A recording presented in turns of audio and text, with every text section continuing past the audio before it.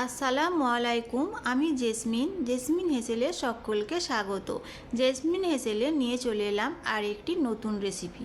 চলো তাহলে রেসিপিটা শুরু করা যাক। রেসিপি হলো কাতলা মাছের কালিয়া। চলো বানানো যাক। তার জন্য কাতলা মাছের পিস নিয়েছি বড় বড় সাইজের। এইবার আমি মাছগুলো ম্যারিনেট করব।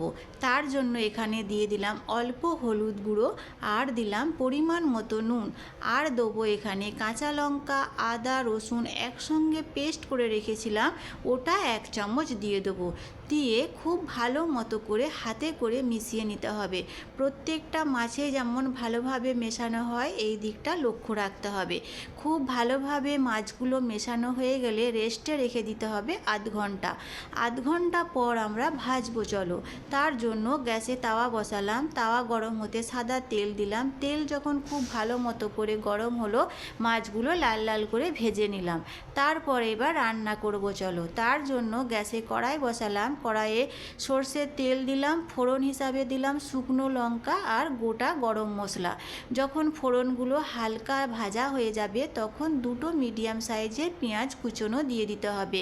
পেঁয়াজটা আমাদের লাল লাল করে ভেজে নিতে হবে মিডিয়াম আঁচে, মানে বেরেস্তা করে নিতে হবে।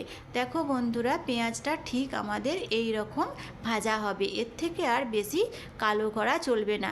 এই পেঁয়াজ থেকে আমি তেল থেকে অর্ধেকটা পেঁয়াজ তুলে নেব আমি ডেকোরেশন করার জন্য, আর অর্ধেকটা তেলেতে রেখে দেবো। তার সঙ্গে দিয়ে দেবো দুটো মিডিয়াম সাইজের পেঁয়াজের বাটা।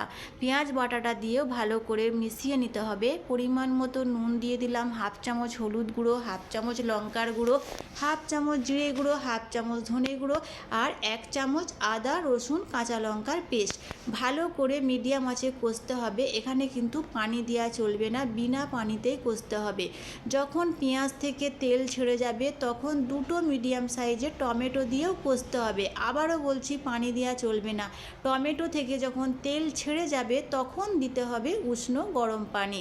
উষ্ণ গরম পানি দেওয়ার পরে ভালোভাবে হাই আঁচে ফুটতে দিতে হবে। যখন ফুটে যাবে তখন মাছগুলো ছেড়ে দিতে হবে। জানি না কেন মাছটা দেওয়ার সময় আমার ক্যামেরা বন্দি হয়নি।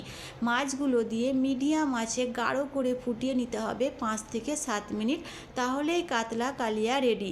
দেখো, আমি পেঁয়াজ ভাজা ছড়াচ্ছি। এখানে তোমরা ধনে পাতাও ছড়াতে পারো, 1 চামচ গাওয়া ঘিও ছড়াতে পারো। ভালো লাগলে লাইক করবে। আল্লাহ হাফেজ।